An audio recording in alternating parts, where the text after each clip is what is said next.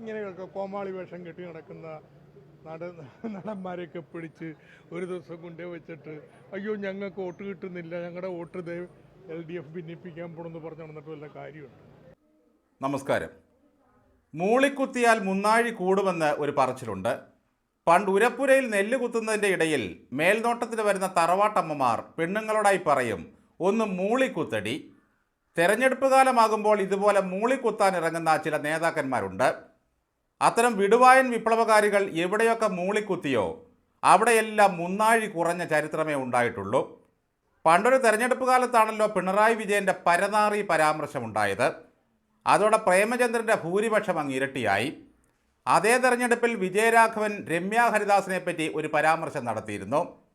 കുഞ്ഞാലിക്കുട്ടിയെ കാണാൻ പോയ കുട്ടിയുടെ അവസ്ഥ എന്തായി കാണും? അത് പറഞ്ഞ് വിജയരാഘവൻ ചിരിച്ച ഒരു വെടല ചിരിയുണ്ടല്ലോ, അതെന്തൊരു അശ്ലീല കാഴ്ചയായിരുന്നു. അതേ കുഞ്ഞാലിക്കുട്ടി ഇരുന്ന നിയമസഭയിൽ മന്ത്രി ബിന്ദുവും ഉണ്ടായിരുന്നല്ലോ രാഘവ. വല്ല കുഴപ്പവും അവർക്ക് സംഭവിച്ചായിരുന്നു. രാഘവൻ്റെ ആ വഷളത്തം കേട്ട് രമ്യ ഹരിദാസ് ആദ്യമായി പാർലമെൻറ്റിലെത്തി. കഴിഞ്ഞ തവണയും രാഘവൻ എന്തെങ്കിലും ഒന്ന് പറഞ്ഞിരുന്നെങ്കിൽ ആ കുട്ടി രക്ഷപ്പെട്ടേനെ. സുധാകരനും ഒട്ടും മോശമായിരുന്നില്ല. പിണറായി ചെറ്റയെന്ന് വിളിച്ചപ്പോൾ നൊന്ത സുധാകരൻ കോൺഗ്രസ് നേതാവായ ഷാനിമോൾ ഉസ്മാനെ പറ്റി പറഞ്ഞത് പൂതന എന്നാണ്.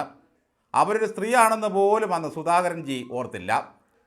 കമ്മ്യൂണിസ്റ്റുകാരനായിരിക്കുമ്പോൾ സുധാകരനും എന്ത് ചെറ്റത്തരം വേണമെങ്കിലും പറയാമായിരുന്നു.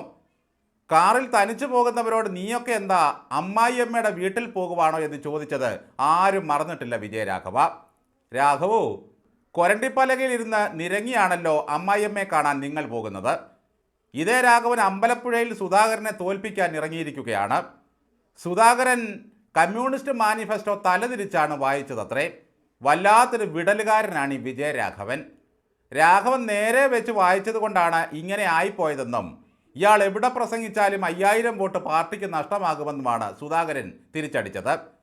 കമ്മ്യൂണിസ്റ്റുകാരിങ്ങനെ തമ്മിൽ തല്ലുന്നത് കാണാൻ എന്തൊരു ആനന്ദമാണെന്നോ. ഞങ്ങൾ RSSകാരുടെ വോട്ട് വാങ്ങിയിട്ടുണ്ടെന്നും അത് പറയുന്നതിന് യാതൊരു മടിയുമില്ലെന്നും പറഞ്ഞുകൊണ്ടാണ് പാർട്ടി സെക്രട്ടറി ഗോവിന്ദൻ കഴിഞ്ഞ തവണ പുലിവാലി പിടിച്ചത്. ഇപ്പോഴിതാ നമ്മുടെ മസാല മണമുള്ള കിഫ്ബി അച്ചായൻ ഒരു പുതിയ വിടൽ നടത്തിയിരിക്കുന്നു. പാലക്കാട്ട് കോമാളിയായ ഒരു സിനിമാ നടനെ കൊണ്ട് നിർത്തിയാൽ ആരെങ്കിലും വോട്ട് ചെയ്യുമോ എന്നായിരുന്നു ഐസക്കിൻ്റെ ചോദ്യം. ഐസക്കിൻ്റെ പാർട്ടിയിൽ കോമ്രേഡുകളേക്കാൾ കൂടുതൽ ഇപ്പോൾ കോമാളികളാണുള്ളത്. രമേഷ് പിഷാരടി കോമാളിയാണെങ്കിൽ ഐസക്കെ, നിങ്ങളുടെ പാർട്ടിയിലെ ഗോവിന്ദനും വിജയരാഘവനും ജയരാജന്മാരും മണിയും ഇവിടെയുള്ളപ്പോൾ എന്തിനാ വേറെ കോമാളികൾ? താടി വെച്ച ഒരു ജൂബാച്ചേട്ടൻ എന്നതിനപ്പുറം യാതൊരു വിവരവുമില്ലാത്ത സഖാവാണോ ഈ തോമസ് ഐസക്ക്? ഇദ്ദേഹം ഇന്നുവരെ പറഞ്ഞിട്ടുള്ള വിഡ്ഢിത്തരങ്ങൾ എത്രയാണ്. സർക്കാരിന് ആവശ്യമുള്ളപ്പോഴൊക്കെ നോട്ടടിച്ചാൽ സാമ്പത്തിക പ്രതിസന്ധി തീരുമെന്ന് പറഞ്ഞ കോമാളി സാമ്പത്തിക വിദഗ്ധനാണ് ഈ കയറുപിരി ശാസ്ത്രജ്ഞൻ. അസംഘടിത മേഖലയിലെ അജ്ഞാനികൾ കൂടുതലുള്ള നാട്ടിൽ എങ്ങനെയാണ് ഡിജിറ്റൽ പേയ്മെൻറ്റ് നടത്തുന്നത് എന്ന ഒരു പരട്ട ചോദ്യം ചോദിച്ച പുള്ളിയാണ് ഈ തോമസ് ഐസക്ക്. ഇപ്പോൾ കരിക്ക് വിൽക്കുന്നവനും ഉണക്കക്കുറിച്ച് വിൽക്കുന്നവനും വരെ ഗൂഗിൾ പേയിലൂടെയാണ് കാര്യങ്ങൾ നടത്തുന്നത്. 85 രൂപയ്ക്ക് മലയാളികളെ കൊണ്ട് കോഴിയിറച്ചി കയറ്റിക്കാൻ വന്നയാളാണല്ലോ ഈ സാമ്പത്തിക വിദഗ്ധൻ. പത്തനംതിട്ടയിൽ ഇദ്ദേഹം മത്സരിക്കാൻ വന്നപ്പോൾ മട്ടുപ്പാവിലെ കൃഷി പദ്ധതിയും തൊഴിൽ മേളകളുമായിരുന്നു പ്രധാന പരിപാടി. സുപ്ന സുരേഷിനെ മൂന്നാറിലേക്ക് വിളിച്ച് കുളിരുമാറ്റിയ പുള്ളിയാണ്. പക്ഷേ പുള്ളി പുതച്ച് കിടന്ന് തനിയെ കുളിരുമാറ്റിയതല്ലാതെ സ്വപ്നയെ കിട്ടിയില്ല. നിയമസഭയിലെ കൂട്ടപ്പൊരിച്ചിലിൻ്റെ ഇടയിൽ വീണുപോയ മുതലാണിത് ഐസക്ക്. അന്ന് പിന്നിൽ നിന്നും ആഞ്ഞു തള്ളിയത് ഞങ്ങളെല്ലാം കണ്ടതാണ് സുധാകരനായിരുന്നു. പഴയ ഒരു വൈരാഗ്യം ഇവർ തമ്മിലുണ്ട് താനും. രമേഷ് പിഷാരടിയെ കോമാളിയെന്ന് ആക്ഷേപിച്ച മൂന്നാറിനെ പിഷാരടി നയത്തിൽ നല്ല പൂശങ്ങ് കൊടുത്തു. ഈ സംസ്കാരം സമരം ചെയ്താൽ കിട്ടുന്നൊരു കാര്യമല്ല. അത് സമരം ചെയ്താൽ സംസ്കാരം ഉണ്ടാകില്ല എന്ന ഒറ്റ വാക്കിൽ ഐസക്കിൻ്റെ കുന്തിളിപ്പ് അങ്ങ് തീർത്തു കൊടുത്തു. അല്ല ഐസക്കെ, കരമനയുടെ മകൻ സുധീർ കരമനയെപ്പറ്റി എന്താ അഭിപ്രായം? അയാൾ കോമാളിയാണോ അതോ ശാസ്ത്രജ്ഞനാണോ? ഞങ്ങളുടെ ആളുകളാണെങ്കിൽ നല്ല ക്രിസ്റ്റൽ ക്ലിയർ മഹാനടന്മായിരിക്കും എല്ലാവരും. ഇവർക്ക് എന്നു മുതലാണ് കലയും കലാകാരനും ഒക്കെ ഇത്രയും കാണാൻ വയ്യാത്ത ആളാകുന്നത്? എല്ലാ പാർട്ടിയിലും സിനിമാ താരങ്ങളും മത്സരിച്ചിട്ടുണ്ട്, വന്നിട്ടുണ്ട്. എന്തുകൊണ്ടാണ് അങ്ങനെ പറഞ്ഞതെന്നുള്ളത് എനിക്കറിയില്ല. എന്തിനേറെ പറയുന്നു, ആ വിനായകനൊക്കെ എന്തൊരു മഹാനായ നടനാണെന്നോ. കൊല്ലംകോഴി മുകേഷ് കോമാളിയായിരുന്നോ?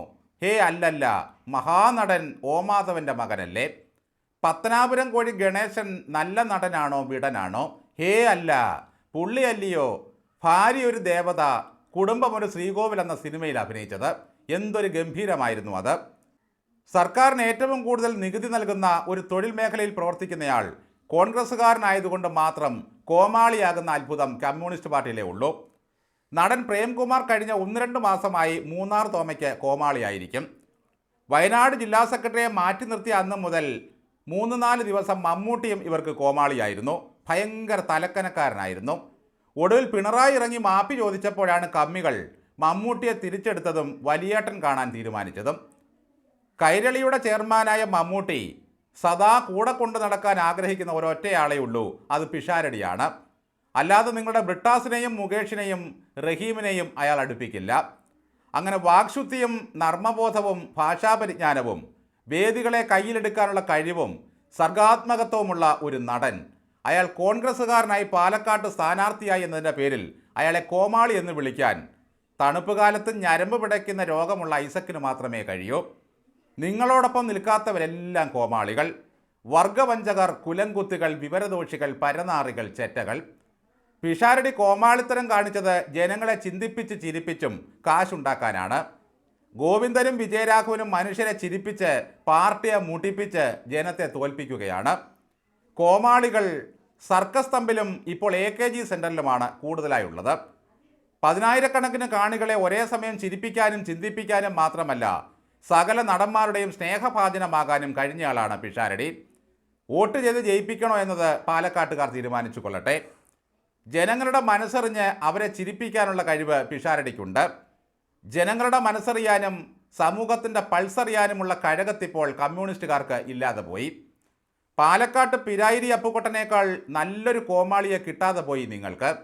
ഐസക്ക് ഒന്നോർത്തുകൊള്ളണം, ഉരുളയ്ക്ക് ഉപ്പേരി പോലെ വാക്കുകൾ കൊണ്ട് നിങ്ങളുടെ മണ്ട തകർക്കാൻ കഴിവുള്ളയാളാണ് പിഷാരടി. നിങ്ങളോട് മര്യാദയ്ക്ക് ഷാരടി പ്രതികരിച്ചെങ്കിൽ അത് അയാളുടെ സംസ്കാരം തന്നെയാണ്.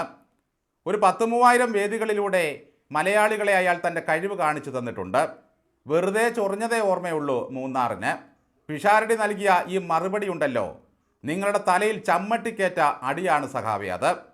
സമരം ചെയ്താൽ സംസ്കാരമുണ്ടാകില്ല. താൻ പറഞ്ഞത് പിഴവാണെന്നറിഞ്ഞ ഐസക്ക് പ്ലേറ്റ് മാറ്റി. ഞാൻ കോമാളി എന്ന് വിളിച്ചത് രമേശ് പിഷാരടിക്ക് വിഷമമുണ്ടാക്കിയെങ്കിൽ ഖേദിക്കുന്നു അത്രേ.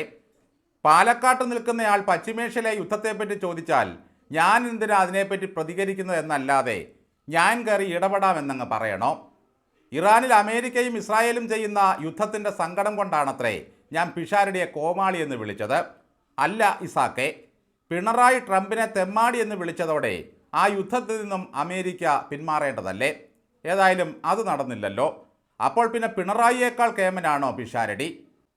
മനുഷ്യൻ്റെ അറിവിനെയും ജനപ്രീതിയെയും കഴകത്തിനെയും ഇതുപോലെ കളിയാക്കിയും പുച്ഛിച്ചും നടക്കുന്ന ഒരു പാർട്ടിയും അതിൻ്റെ കുറേ നേതാക്കളും വേറെ എവിടെയുമില്ല.